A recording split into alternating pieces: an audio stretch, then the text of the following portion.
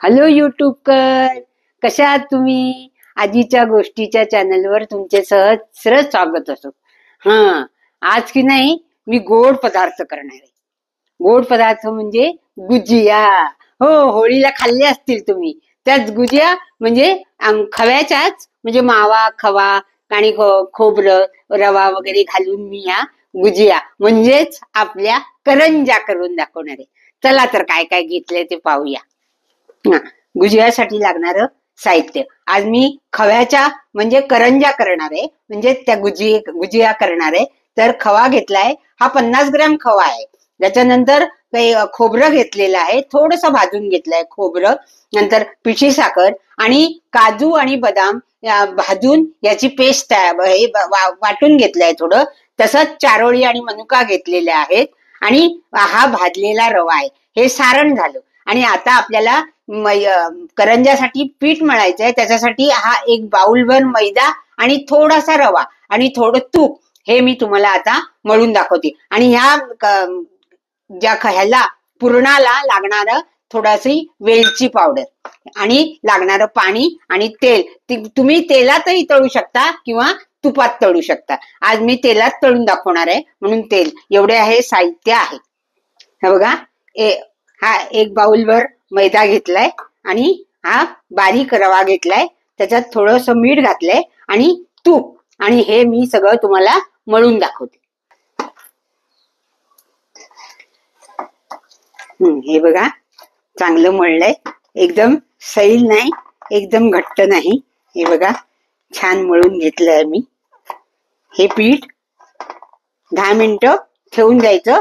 तोपर्यंत मी सारण तयार करते. हे बघा, थोडं 1 चमचा तूप घालते आणि रवा भाजलेला आहे म्हणून तो नंतर घालते. नाहीतर रवा भाजल्यावरती आपल्याला मग खवा घालता येतो. तर जरा खवा गरम करून घेते.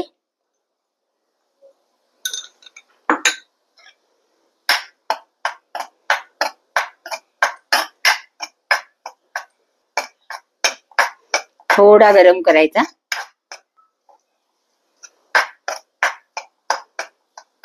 A few inches later. ह्यात खोबरं घालायचं.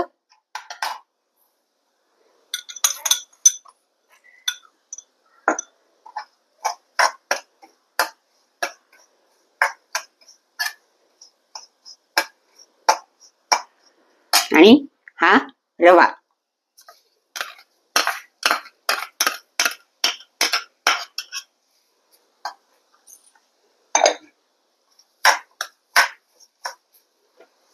जरा मोठा करते गॅस, की आपल्याला काजू आणि बदामची जी वाटून केलेली आहे, काजू आणि बदाम थोडे भाजले आणि ते कुटलेत आणि त्याचा ते टाकायचं. आणि आपले मनुका आणि चारोळी आणि ह्याला लागणार थोडस, गोड पदार्थ असला तरी त्याला थोडस मीठ लागतं. अगदी थोडं, चिमूटभर मीठ टाकायचं. हे सगळं ढवळायचं आणि ह्याच्यात वेलची पावडर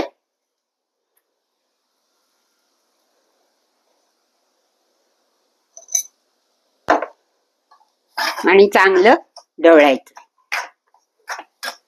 आणि हे थंड, गरम असताना साखर घालायची नाही. थोडं थंड झाल्यावरच साखर घालायचं आणि पुरण तयार करायचं. तोपर्यंत मी नंतर तुम्हाला दाखवते थंड झाल्यावर. हे बघा, पीठ मळून ठेवलेले आपण. चांगलं मऊ झालंय. पण आता तत्पूर्वी आपण पुरण करून घेऊया. पुरण एकदम गार झालेलं आहे. तर ह्यात ही पिठी साखर घालूया. ही बघा,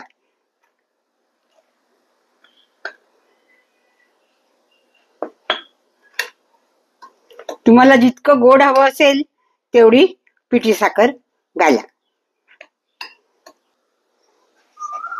हे बघा, मऊ गोळा मळून घेऊया आणि ह्याचे लहान लहान गोळे करूया. आपल्याला जसं हवंय तसं. आज माझ्याकडे साचा आहे, तर ह्या साच्याला लागेल तेवढं करून घेऊया गोळे.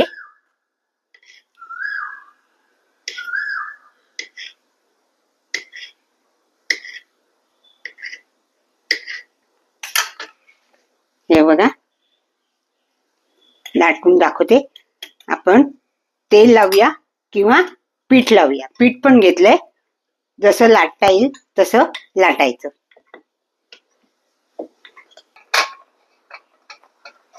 हे बघा अशा वगैरे प्रकारे लाटून घेतलंय. आता तुम्हाला मी भरून दाखवते. हे बघा माझ्याकडे साचा आहे.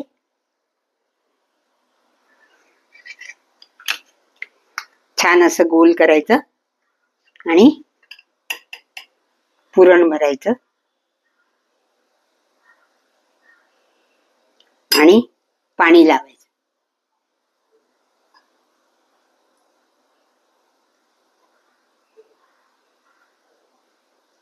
आणि हे गच्च दाबायचं.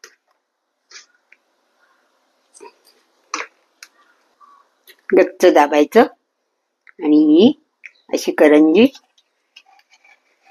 तयार करायची. अशा मी करंज्या करून दाखवते आणि नंतर तळून दाखवते. One eternity later. बघा तेल गरम झालंय का बघूया जरा. जास्त कडक करायचं नाही आणि मंद गॅस करायचा आणि एक एक एक एक घालायची. ओम नमः शिवाय.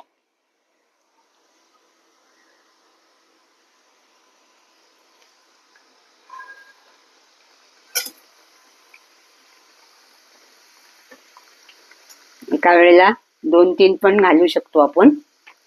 5 minutes later. हे बघा झाल्यात करंज्या. हे बघा लालसर झाल्यात, छान वाटतायत. ही पण काढते आणि बाकीच्या मी नंतर करते. आणि ते पुरण म्हटलं होतं ना, ते सारणच म्हणायचं त्याला. सारण पण आम्ही, तुम्हाला वाटेल पुरण म्हणजे चण्याच्या डाळीचं, असं नाही. आम्ही त्या ह्याला रव्याचा आणि खव्याच्या ह्याला पण पुरणच म्हणतो. तर ह्या बघा आमच्या करंज्या, या खायला. हे बघा माव्याच्या करंज्या म्हणजे गुजिया तयार आहेत ना. तुम्ही पाहिलात ना माझा व्हिडिओ शेवटपर्यंत. सोपं आहे. तर कराल ना घरी, जरूर करून बघा. माझ्या या व्हिडिओला लाईक करा, शेअर करा, सबस्क्राईब करा आणि कमेंट्स करायला विसरू नका. बाय.